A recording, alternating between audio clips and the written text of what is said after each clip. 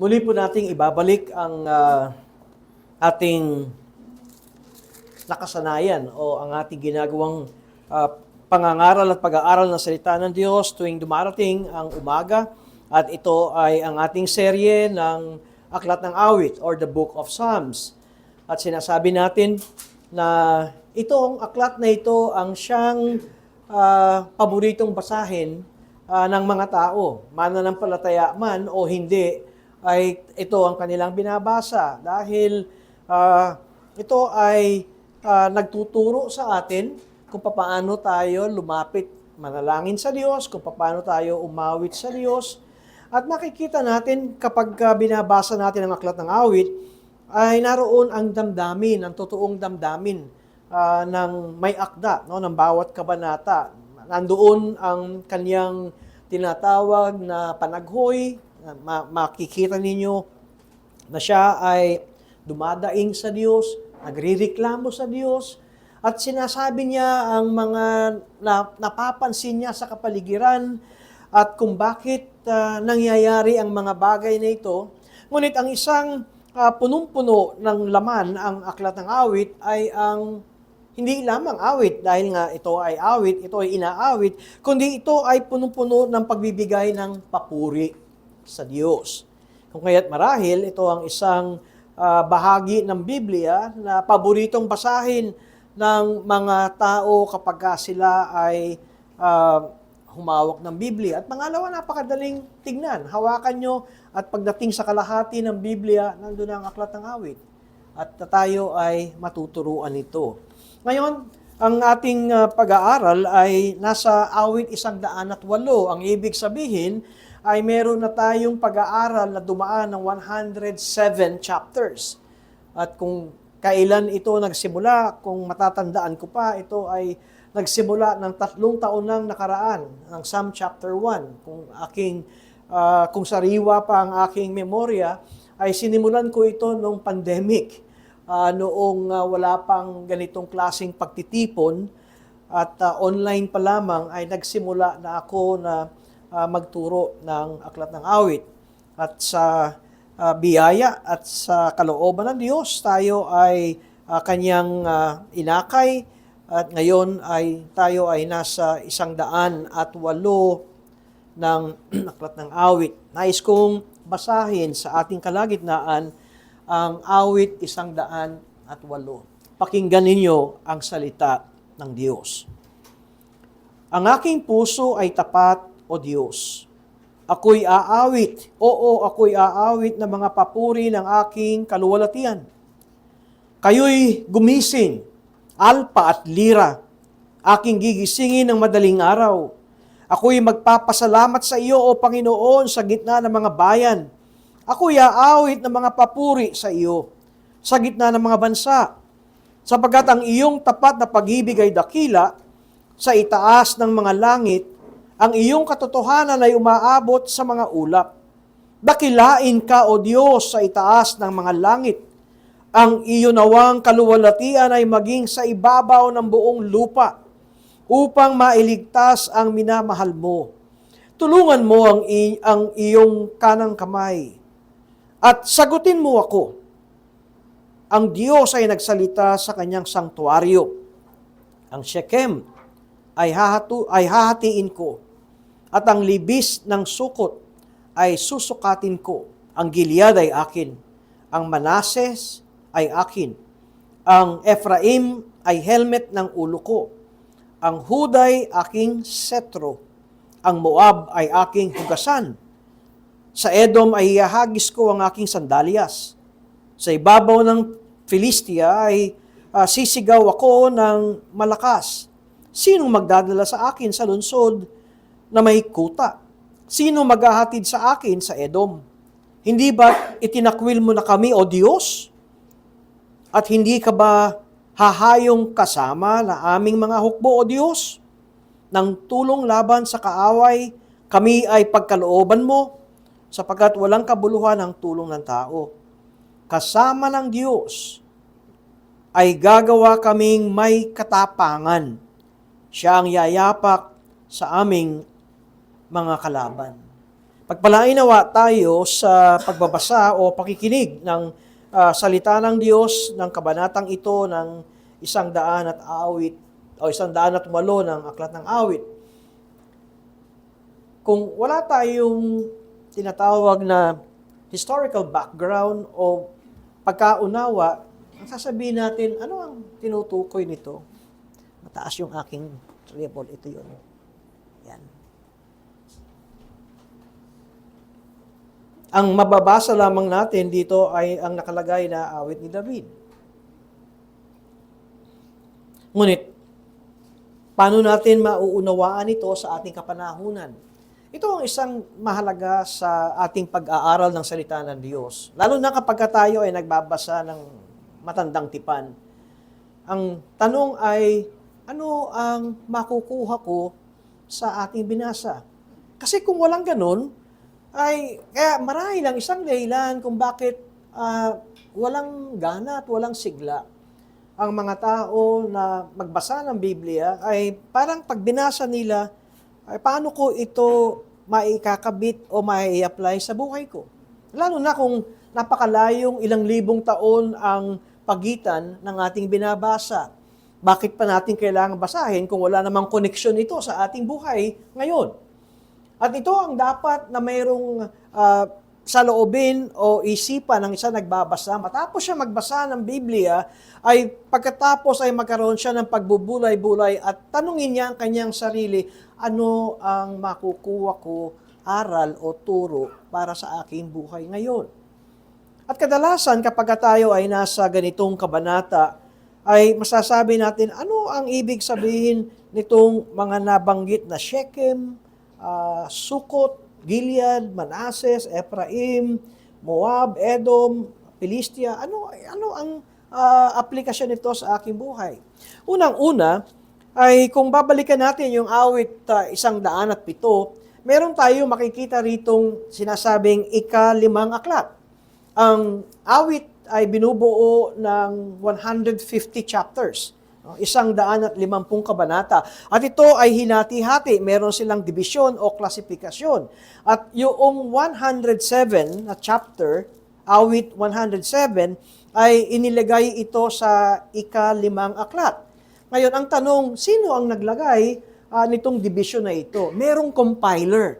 Merong nag-ayos-ayos nito, hindi na nagpakilala sa atin. Pero ito ay nakasanayan na ng mga dalubhasa sa Old Testament, lalo na itong mga scholars ng Book of Psalms, na ito ay inayos at kung bakit ito inayos o kinompile ng ganitong 5 divisions o 5 classifications ay dahil meron itong pagsasama-sama sa tinatawag nating napapanahon o nauukol na tema o sentro ng paggugrupong ito.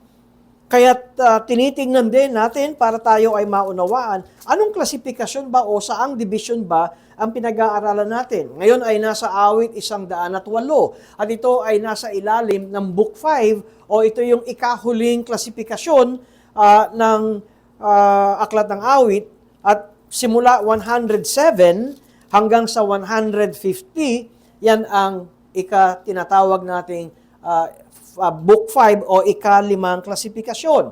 At dito ay makikita natin na ang historical background na ang Book 5 ay ang pagbabalik ng mga Israelita sa Jerusalem. Saan sila galing?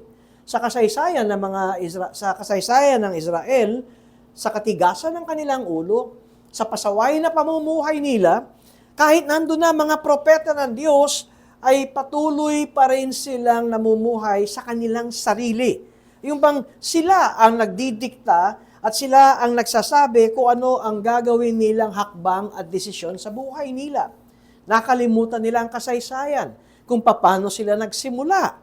At ang kanilang simulain ay ang kanilang ninuno na si Abraham, at mula sa kanilang ninuno ni Abraham ay nagkaroon at dumami ang kanilang lahi. At kay Abraham ay dito nangako ang Diyos na ang lahi ni Abraham, at ito na nga ang Israel, ay Kanyang iingatan, pagpapalain, gagabayan, hanggang sa sila ay makarating sa ipinangako ng Diyos kay Abraham na isang lupain na sinasabing dumadaloy ang a land flowing with milk and honey, ang lupain na maraming gatas at maraming pukyutan, hindi literal na mayroong lumalabas na gatas sa lupa, kundi ito ay pagsasalarawan, ito ay lupain na kayo ay yayaman, na magiging maganda ang buhay nyo. Itong lupaing ito ay magiging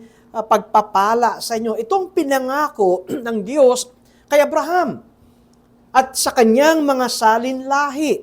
Binigay din ng Diyos kay Abraham ang pangakong ikaw sa lahi mo ay magkakaroon ng mga hari. At sa lahi mo ay merong isa na magiging pagpapala ng buong mundo. Nakuha nga ng Israel ang tinatawag na Promised Land at ang ngalan nito ay Kanaan. At narito sa tugatog ng kanilang pamamayagpag ng tagumpay ay nung naging hari nila si David. At pagkatapos ni David ay ang kanyang anak na si Solomon at hanggang sa bawat lahi at angkan ay mayroon silang lahi hanggang sa nahati ang Israel. Nagkaroon ng tinatawag nating Northern Kingdom at Southern Kingdom. Saan nagsimula ang paghahati ng bayang ito? Nagsimula ito sa anak ni David na sinasabing kinalooban o binigyan ng Diyos ng kaloob itong si Solomon ng karunungan, pero sa kanyang karunungan, bakit nahati ang Israel?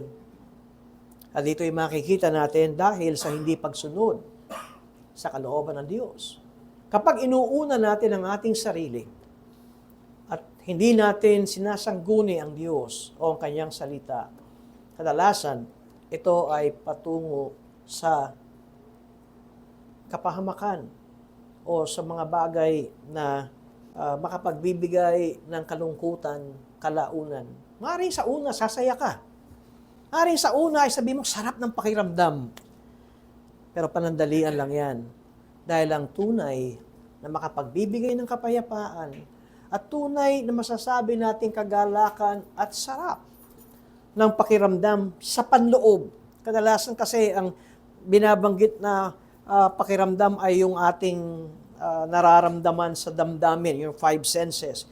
Pero ang totoong kapayapaan, yung inner peace, yung totoong kagalakan, ay ating makikita sa pagsunod natin sa kalooban ng Diyos. Kaya tingnan natin ito. Itong awit na ito. Awit 108. At ito'y katunayan, masasabi natin, ito ay hango sa 2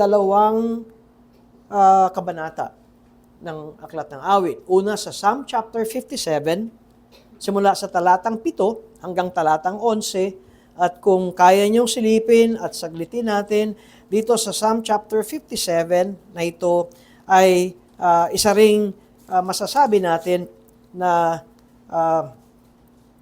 galing kay David. Doon nga sa tinatawag nating superscription o yung sa ibabaw, sa punong mga awit ayon sa huwag wawasakin, miktam ni David nang siya ay tumatakas kay Saul sa kuweba. Kaya ang Psalm 57 ay ating makikita na ito ay awit ng sinulat ni David na siya ay tinutugi sa Saul, si David ay nasa panganib. At ang isa pa na ating makikita, at yung kung titignan ninyo ang Psalm 57 simula sa talatang 7, ang aking puso ay tapat, o Diyos. Ang aking puso ay tapat. Ako'y aawit, o ako'y aawit ng mga papuri. Gumising ka. Aking kaluwalhatian, gumising ka. O lira at alpa, gigisingin ko ang bukang liwayway. Ito ang laman ng awit 108. Hango ito sa awit 77. At ikalawa na pinagkuhanan ng awit 108 ay ang awit kapitulo 6 na po, Psalm 60. Ma-feedback ako. Ito yan eh. Yan, babaan mo. May feedback. Matalbog eh. Ang Psalm 60 verses 5 to 12 ay muli natin makikita, upang ang iyong minamahal ay maligtas, bigyan ng tagumpay sa pamamagitan ng iyong kanang kamay at sagutin mo kami. Nagsalita ang Diyos sa kanyang sanktuaryo. Ako'y magsasaya, aking hahatiin ng Shechem. Nakita niyo? At aking susukatin ng libis na sukot, ang Gilead ay akin, ang Manasseh ay akin, ang Ephraim din ay helmet, ng ulo ko ang Huda ay aking setro. Kaya mayroong 2 kabanata sa mga nakaraang kabanata ng aklat ng awit na ito at pinagsama ito sa awit 8. Parehong sulat ni David. May kombinasyon tayong makikita dito sa pag-aaral natin ito.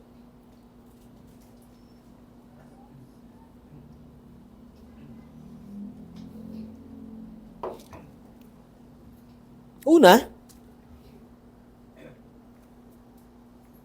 maaari palang gamitin ang nakaraan sa 2 ibang pagkakataon at itong compiler na ito, itong nagtagni-tagni ng kabanatang ito ngayon sa 108 chapter ay maaring mangyari.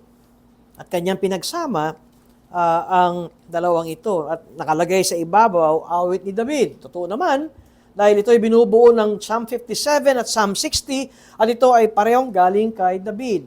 2 awit pinagsama at sa anong layunin? Ito ay isang bagay na ginagawa rin natin marahil hindi natin napapansin kapag tayo ay nagko-quote ng mga talata sa Biblia at sinasabi natin tulad ng sinabi ni ganito at ina-apply natin sa ating kapanahunan ngayon. Ito ang sinasabi ko na maaring ang mga sinasabi sa nakaraan ay ating bigkasin at ipahayag na napapanahon sa ating kasalukuyang kalagayan ngayon. Ano ang gustong kong makita natin dito sa katuruan ng 108 kabanata na ito sa Aklat ng Awit?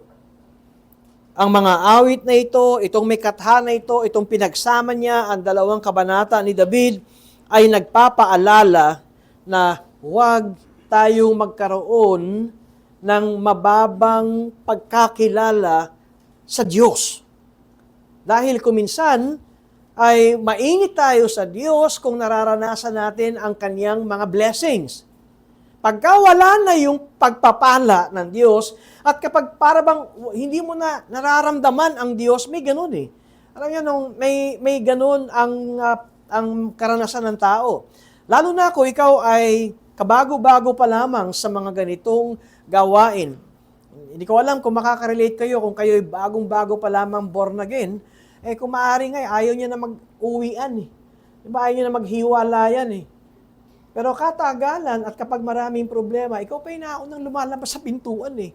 Kasi parang wala eh. Diba? Parang ritual lang. Kailangan magsimba, pero wala. Hindi tumatayo balahibo ko eh. Hindi pumapasok sa isipan ko yung pangangaral eh. Kasi kahit nakaupo ako dito, iba ang takbo ng isip ko nasa labas. At wala sa ganitong pagtitipon. Kaya kuminsan ay talagang wala.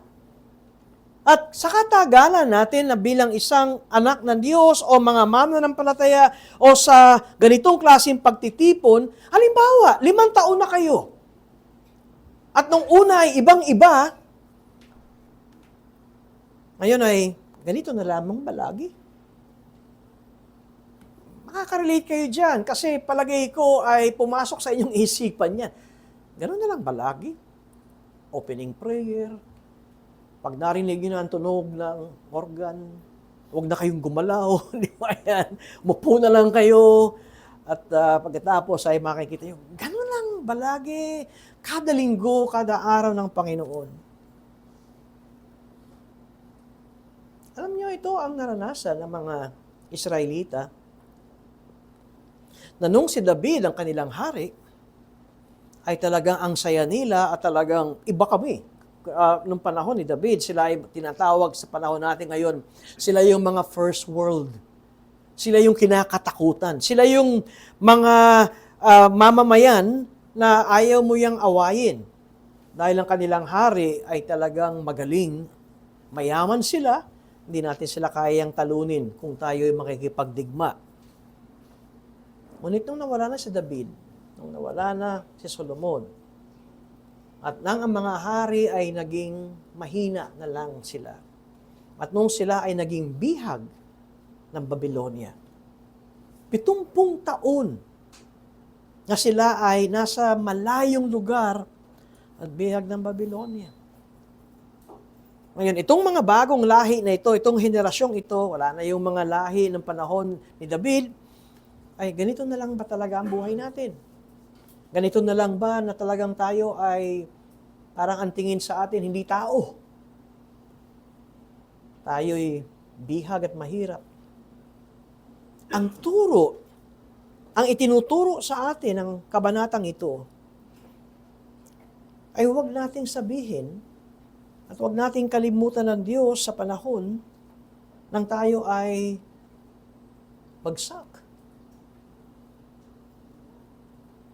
Ipinapaalala ang kabanatang ito ang pangako ng Diyos. At dito sa kabanatang ito, ay sabi ko nga, dito sa Book 5, sila ngayon ay magiging malaya dahil sila ay bihag 70 taon. Isipin nyo, 70 taon. Kung ikaw ay pinanganak at ng unang-unang taon, ikaw ngayon ay lalabas sa bayang bilanggo, matanda ka na, 70 years old, di ba? Kaya, pag nakita mo yon, ikaw yung nakarinig ng, alam mo, nung dati, hindi tayo ganito. Nakarinig na ba kayo ng mga taong ang buhay ay yung nakaraan? Ang ibig ko sabihin, pag nakita mo ang kanyang buhay ay kaawa-awa, pero pag nagkwento, akala mo milyonaryo. Kasi ang kanyang kwento, yung nakaraan. Marami akong narinig na kwentong ganun. Kaya minsan puputulin ko na, wag na yung nakaraan. Kasi hindi ka kapanipaniwala. Pag tinignan mo yung ngayon, parang hindi ka panipaniwala yung nakaraan. Maraming taong ganun. Kaya siguro, hindi rin magkaroon ng tamang realisasyon o pagsukat sa kanyang sarili dahil namumuhay siya sa nakaraan. Pero kung titignan niya, ano ka ngayon? Pero ito, ang tinuturo sa atin ng kabanatang ito ay anuman ang sirkumstansya ng iyong katayuan ngayon. Kaya ito ang pamagat ng aking sermon. Anuman ang sirkumstansya ng iyong buhay ngayon.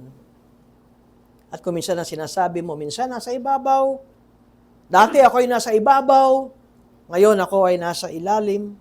Ganun lang talaga ang buhay. Anong karugtong? Ang buhay ay parang gulong ng para bang ganun lang ang nakikita mo. Minsan nasa ibabaw, minsan nasa ilalim. Ang sagot ay hindi. Ano man ang sirkumstansya ng ating buhay, hindi nagbabago ang Diyos. Kaya doon tayo nakatuon sa hindi nagbabago. Pero kadalasan, ang tao ay nakatingin sa sirkumstansya ng kanyang buhay. At kumisan ay doon sa takbo na nangyayari sa bawat araw. Ito ang dahilan at sentro ng turo ng awit na ito. Tingnan ninyo at inyong nais kong sabihin dito na sabi sa verse 6, Dakila ka o Diyos sa itaas ng mga langit, ang iyon nawang kaluwalhatian ay maging sa ibabaw ng buong lupa upang mailigtas ang minamahal mo. Tulungan mo ng iyong kanang kamay. Pagkatapos tinan nyo, sagutin mo ako.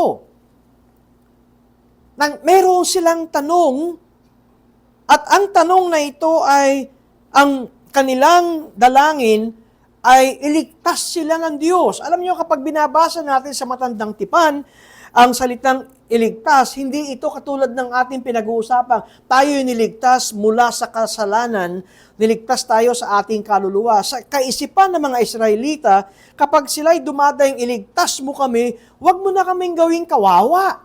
Huwag na kaming maging bihag.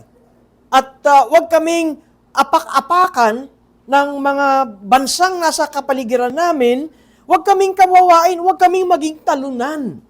Iligtas mo kami, o aming Diyos. At sumagot ang Diyos. Sa verse 7, ang Diyos ay nagsalita sa kanyang sanktuaryo, ang Shechem ay hahatiin ko.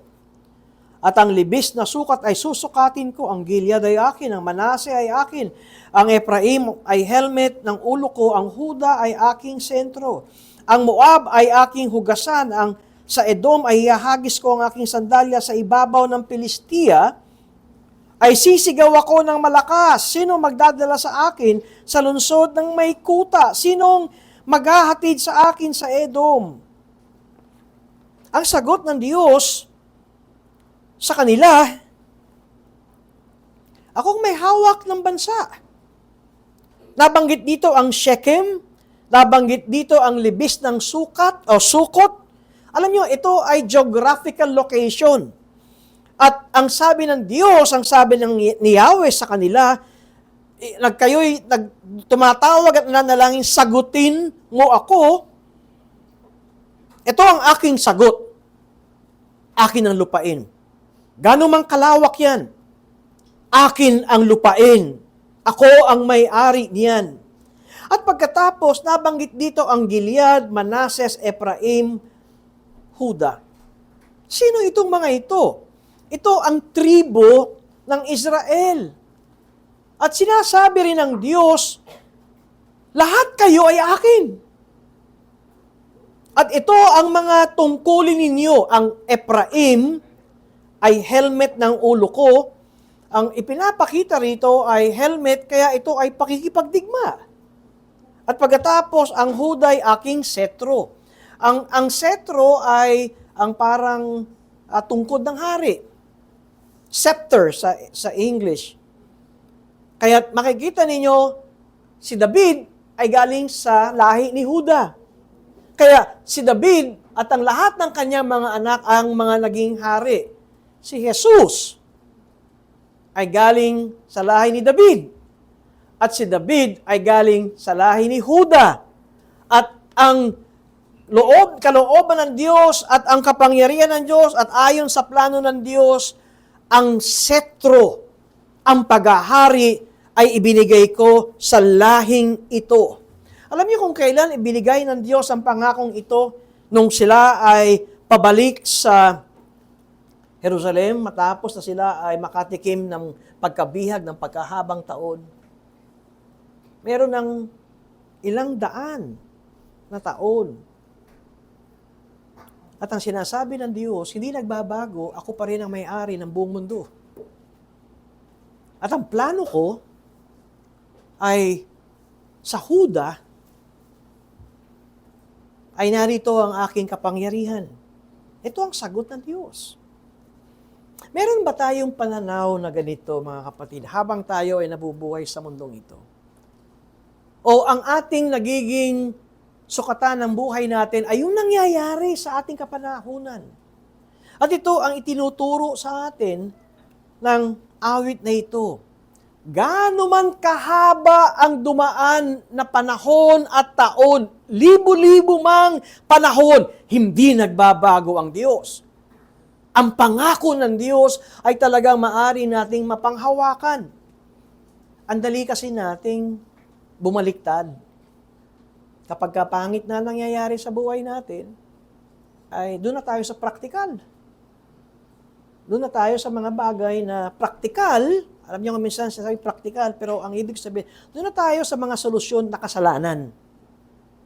Praktikal naman pero solusyon na kasalanan. Hindi yung solusyon ng ano ba ang kalooban ng Diyos sa bagay na ito.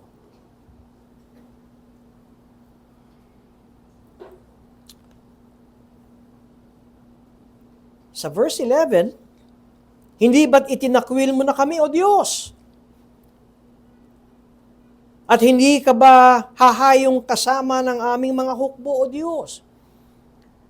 Nung kasagsagan ng tagumpay ng Israel, sa paghahari ni David, meron silang tinatawag na yung kabanantipan, di ba? Yung kahon na kung saan nandun ang laman ng 10 utos ng Diyos, nandun din ang laman nung nilagay sa garapon yung kinakain ng kanilang mga ninuno habang sila ay nasa ilang ng 40 taon yung mana. At mayroong tungkod doon, yung tungkod na namumunga. Kapag kadala-dala nila yung kaba ng tipan, yung Ark of the Covenant na yun, yung kahon na binalutan ng ginto, gawa sa akasyang kahoy na binalutan ng ginto na mayroong tulos na binibit-bit ng mga Levita, kapag kadala nila yun, nagtatagumpay sila. Kahit gaano kahigante o gaano kalaki ang kaaway, kapag kasama nila ang Diyos, ganun ang kanilang interpretasyon. Sa kaba ng tipan na yan, nandyan ang presensya ng Diyos, kasama namin ang Diyos, magtatagumpay kami. Ngayon, sila ay bilanggo. At ang kanilang mga hari ay wala nang ngipin, ang sabihin, hindi na kinakatakutan. Hindi ka bahahayong kasama ng aming mga hukbo o Diyos. Makikita nila, natuto sila na kapag hindi nila kasama ang Diyos, sila'y talunan. Alam niyo, matuto tayo rito mga kapatid. Maari ngayon, ikaw ay namamayagpag, pero ito ang tanong, sa iyong tagumpay ba, sa iyong masayang kalagayan, sa iyong pagmamataas, kasama mo ba ang Diyos? O yan ay gawa mo? O yan ay palakpak mo na ako'y magaling? Kasi masdan ninyo sa verse 12, nang tulong laban sa kaaway, kami ay pagkalooban mo. Nandun ang kanilang dalangin. Silang makikipagdigma. Okay, hindi naman pwedeng wala silang gagawin. Tulungan mo kami. Pero nandun ang kanilang ngayong pagpapahayag,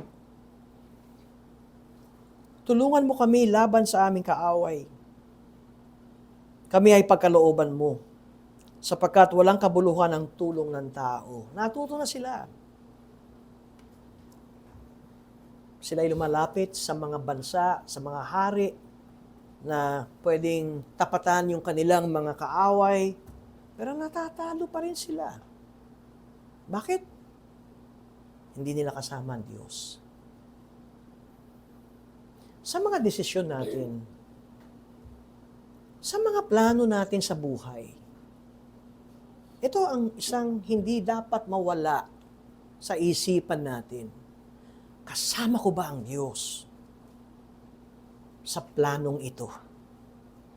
Dahil kung hindi, maaaring makita o magbunga ito ng tagumpay, pero panandali ang tagumpay. At kay bilis bumaliktad ang tagumpay na yan na maging wala. Parang naging bula.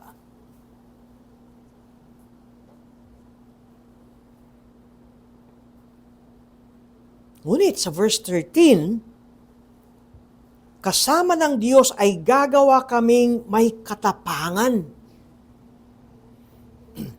Kahit na ang haharapin mo, kahit na ang pupuntahan mo, kahit na ang iyong yayapakan sa tingin mo ay parang hindi kaya, imposible, ngunit dahil kasama ko ang Diyos, yayapakan ng Diyos ang aming kalaban. Ito ay paalala sa mga anak ng Diyos, di ba? Kasi ang Israel ay tinawag na aking anak, aking hinirang.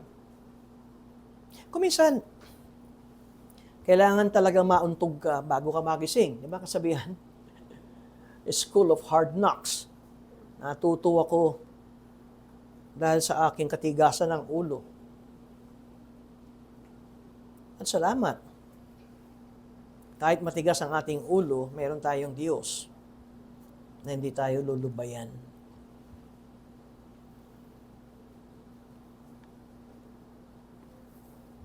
At ito ang naranasan ng bayang Israel. At nung nagising sila, nung nauntog sila sa katotohanan, babalik ako doon Sa verse 1, ang aking puso ay tapat, O Diyos. Ako'y aawit, oo, ako'y aawit ng mga papuri ng aking kaluwalhatian. Tingnan nyo ang verse 2. Kayo'y gumising, alpa at lira. Aking gigisingin ang madaling araw. Ako'y magpapasalamat sa iyo, O Panginoon, sa gitna ng mga bayan. Ako'y aawit ng mga papuri sa iyo sa gitna ng mga bansa, sapagkat ang iyong tapat na pag-ibig ay dakila sa itaas ng mga langit. Ang iyong katotohanan ay umaabot sa mga ulap. Alam niyo kung minsan sa banal na kasulatan, pag binabasa natin, hindi dahil nauna, yun ang umpisa. Minsan magandang tignan natin ang historical background, tignan natin bakit ba ito na isulat, at salamat sa tulong ng mga scholars at tayo ay nagagabayan. Matapos na kanilang maranasan ang kanilang mahirap na kalagayan, at biglang itong haring si Ciro ay gumawa ng batas, ibalik ang mga Israelita sa kanilang bayan, sa Jerusalem. Anong tawag natin doon? Ang Diyos ang gumawa. Ang Diyos ang nagbago ng puso ng isang makapangyarihang hari. Kaya nga, si Pablo, na siya'y sumulat sa mga Kristiyano sa Epeso, hindi tayo nakikipaglaban sa tao. We are not wrestling against flesh and blood. Ang totoong kaaway natin ay ang demonyo. Hindi yung taong nakikita natin, kasangkapan lamang siya ni Satanas. At maliwanag ang sinasabi na ang prinsipe ng sanlibutang ito, the God of this world, ang Diyos ng sanlibutang ito, ay walang iba kundi si Satanas. Ngayon, teka muna. Pero God of this world, small letter G. Paano nangyari ito? Paano si Satanas ang naging prinsipe ng sanlibutan? Babalik tayo sa kasaysayan. Nang nilikha ng Diyos si Adan, ang mandato ng Diyos kay Adan, punuin ang mundo, sila ay magpakarami, punuin ang mundo, pagharian ang mundo, pamunuanan ang mundo. At si Adan, nung nilikha ng Diyos ay walang kasalanan, si Adan ang kumakatawan sa Diyos. Ang Diyos ay nagpakita ng akin ang lahat. Diba sinabi sa Biblia, ang langit at lupa, ang lupain, lahat ng mga hayop, lahat ng ito ay akin. Ngayon, ang nilalagay niyang kanyang vice-regent o hari sa mundong ito ay si Adan. Anong ginawa ni Adan? Adam failed nung tinukso siya ng ahas na nasa likod nito ay si Satanas. Pinigay ni Adan ang otoridad ng buong mundo na dapat na nasa kanya kay Satanas. Kaya nga ngayon, maiko-connect natin kung bakit siya tinawag ng the God of this world. Ang dapat na maging hari ng mundong ito ay si Adan, ngunit hindi niya sinunod ang utos ng Diyos. Ngayon, babalik ko yung kwento kanina, o yung tanong sa inyo, nung kayo'y unang born again, ayaw niyo nang maghiwa-hiwalay, ano? Ngayon, tagal na kayong born again, tagal ng sermon. O para pang ganito na lang lagi. Samantalang nang bago tayong born again, Pastor, uwi na kayo? Maaga pa. 3 oras na nga tayo nag-Bible study, maaga pa ba yun? Kulang pa. Tingnan ninyo. Ngayon, sila ay pinalaya sa Babylonia. At ang sabi niya sa verse 2, kayo'y gumising, Alpha at Lyra, aking gigisingin ang madaling araw, ako'y magpapasalamat sa iyo, Panginoon, sa gitna ng mga bayan. Alam niyo kung bakit ko binanggit ito?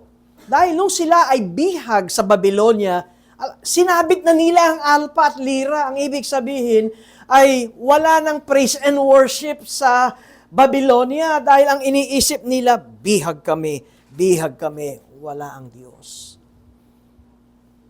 Ngayon ay kinuha niya ang Alpha at Lyra. Gumising ka, Alpha at Lyra, aking gigisingin ng madaling araw para sumamba sa inyo.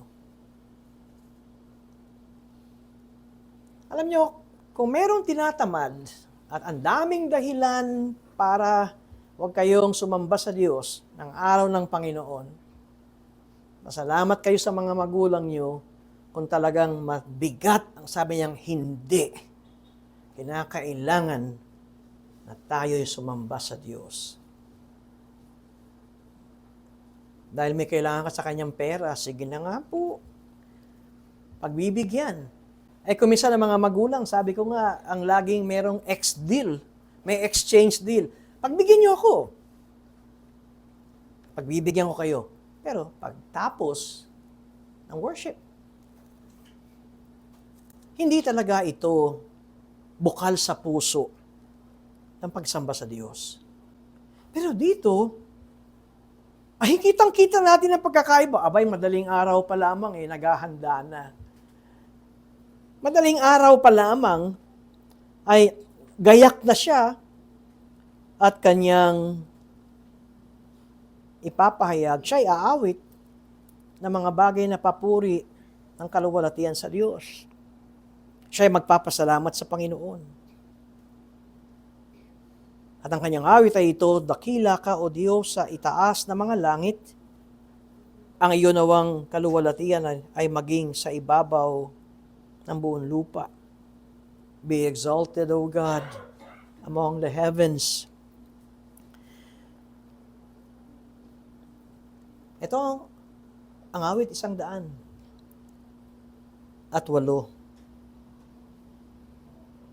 Nakita ninyo na kay dali nating makalimot sa Diyos kung ang sirkumstansya ng buhay natin ay ang bigat.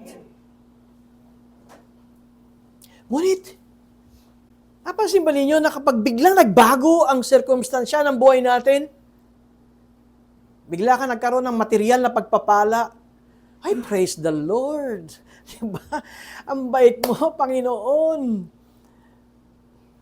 Wala kang tigil ng pagpapakwento. Alam mo, Pastor, blines ako ni Lord. Halika, kwento ko sa iyo. Ang dali natin, pasalamatan ng Diyos kapag mayroong bagong nangyayari sa atin.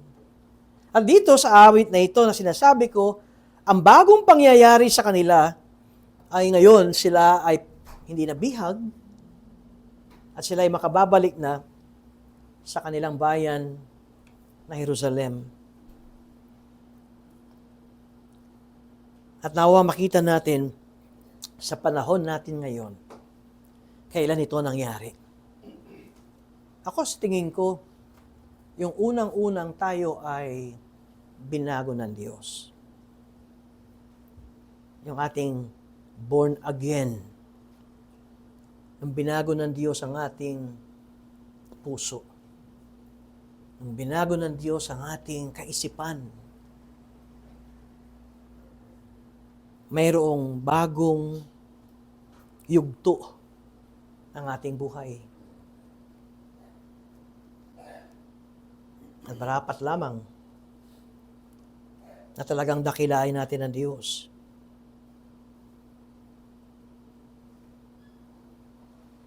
Minsan, ay meron tayong mga nagawa at nagpahirap sa atin itong desisyon na ito. At talagang tayo ay tila parang nahatak muli sa gawaing hindi nakapagbibigay ng kaluguran sa Diyos. Maaaring madidepress pa tayo dahil sa maling mga hakbang na ginawa natin. Ngunit, sa biyaya ng Diyos, tayo pinigilan, hinawakan, at pagkatapos ay inilipat muli sa kanyang direksyon. At dito ay nagsimula tayong magpakumbaba sa Diyos at humingi ng kapatawaran sa ating mga kasalanan. Alam niyo, sinasabi ko kapag ikaw ay gumagawa ng kasalanan, lugmok sa kasalanan, hindi mo masabing, patawarin mo ako, Panginoon. Panay pa nga depensa mo kung ba't ginagawa mo yun. Pero yung totoong pagsabi mong patawarin mo ako, Panginoon, yung totoo. Dahil kumilos ang Diyos at muli kang inilagay sa kanyang tamang hakbangin. At mapapansin ninyo, ay merong iba yung kagalakan ang iyong mararanasan. Dati kang naligaw at binalik ka ng pastol at ibinalik at isinama ka sa kanyang kawan.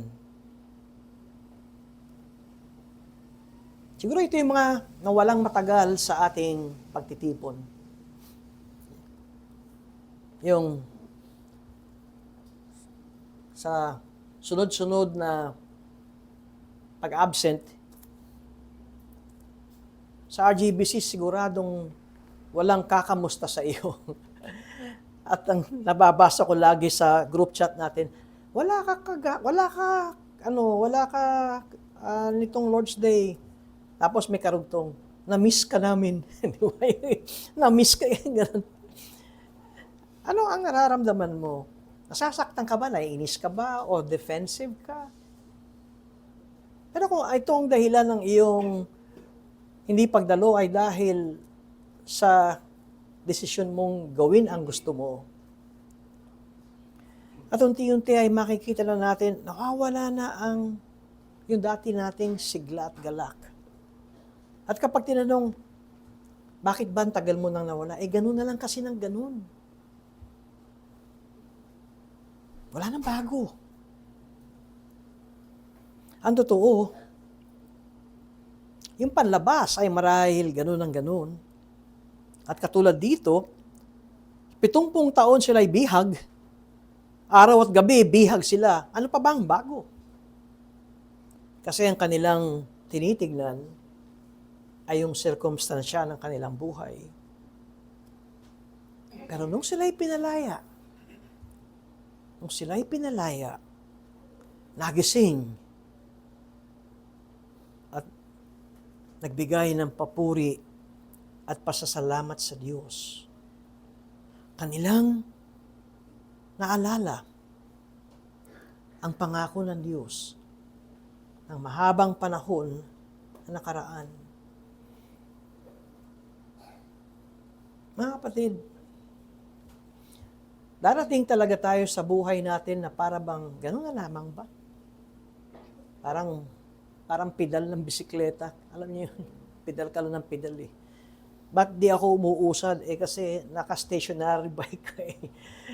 Kaya kahit anong pedal, pawis na pawis ka na, wala kang movement. Pero wag nating hatulan ng Diyos kaagad o ang nangyayari sa ating buhay na gano'n na lamang ng gano'n at walang nangyayari. Sabi ko nga, pamagat ng aking sermon, circumstances may change, but God does not. Maaring loobin ng Diyos na maging mahaba ang panahon bago siya muling magsalita sa atin, sa ating puso, sa ating isipan.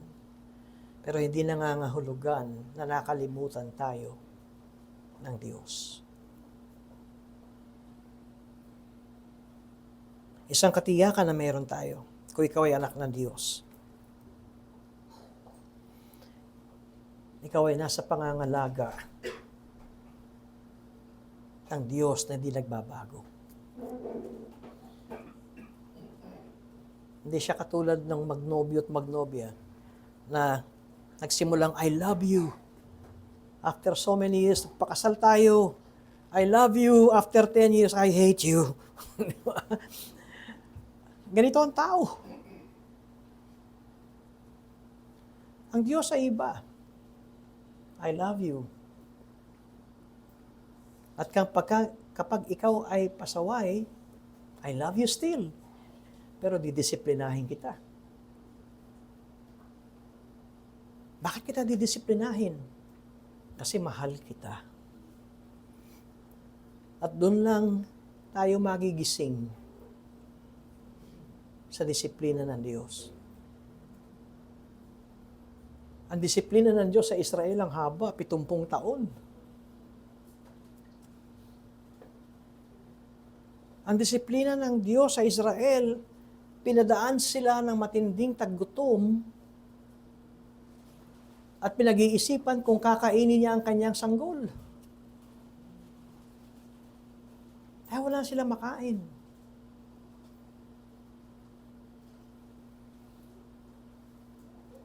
Isipin niyo yun. Wala na tayong makain. Kahit anong gawin natin, kahit saan tayo maganap, walang pagkain. Ang sasabihin ng nanay, pagatian na lang natin ang ating anak. Isipin niyo yun.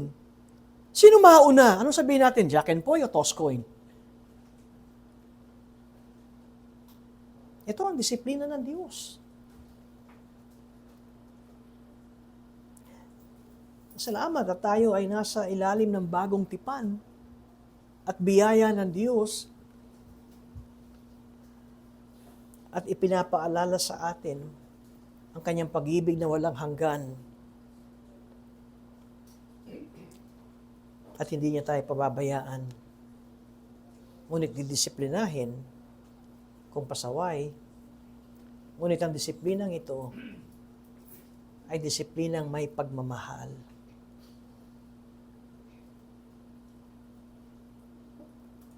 Katunayan, kung ba't natin nagagawang papurihan ng Diyos? Kasi ang Diyos ang siyang umabot sa atin. Ang Diyos ang laging bumababa para tayo hawakan at itaas. At naway makita natin na kung pipilitin natin lagi ang ating sariling galing at gawa, hindi tayo maliligtas dito. Hindi natin kayang iligtas ang ating kaluluwa sa ating sariling pagsisikap. Noong Biyernes, kitang-kita ko ang debosyon ng ating mga kababayan. Alam niyo bakit? May piyesta sa Quiapo. Napagkamalan ko ang taong grasa ay isang tao. Kasi ang dungis. Tapos sumunod na kalye, pagliko ko, meron namang hindi ganong taong grasa. Pero ang dungis ng kanyang binti at paa. At sumunod na pihit ko ng kalye, ang dami naglalakad na kayapak. Si Iba nagsabi, kasi piyesta sa Quiapo.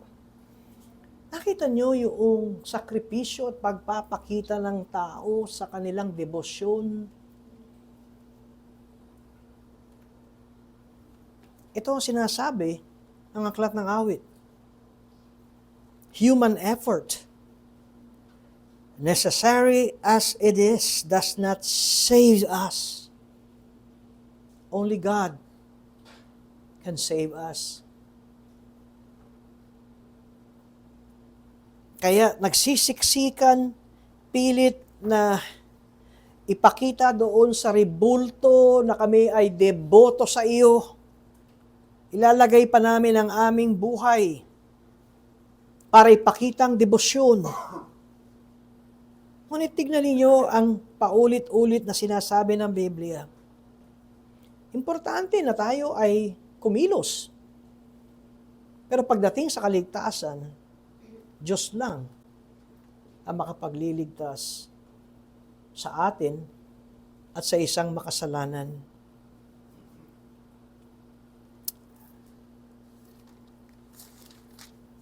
At itong huling talata na pagtatapos ng aking pangangaral ay nasa Awit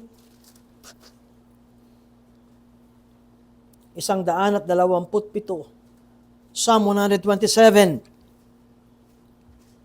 Unless the Lord builds the house, the builders labor in vain. Malibang ang Panginoon ang magtayo ng bahay, ang mga nagtatayo nito ay walang kabuluhang nagpapagod. Nalangin po tayo.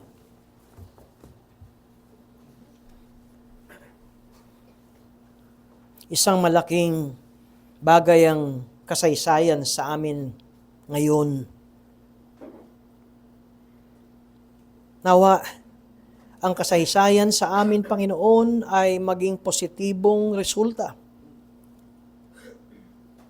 At huwag kaming mapabilang doon sa kasabihang history repeats itself, na inuulit lamang namin ang kasaysayan ng mga maling desisyon ng mga tao, kung kaya't kami rin ay umaani sa aming maling desisyon. Matuto po kami. Maging maingat sa bawat hakbang at desisyon ng aming buhay. Karoon kami ng kababaang loob, O Diyos, na amining hindi namin alam ang kinabukasan. Huwag po namin pangunahan ang kinabukasan dahil hindi namin alam ito. Opo, kinakailangan kami ay magplano. Kinakailangan alamin ang mga tamang hakbang ng aming mga plano. Ngunit sa bawat desisyon ay naroon ang pinakamahalagang importanteng tanong. Kasama ba namin kayo sa planong ito? Bago kami magdesisyon.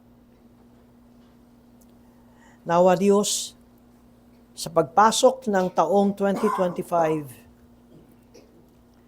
sama-sama naming ipinapahayag, kayo po Diyos ang magtaguyod at magtayo ng aming buhay.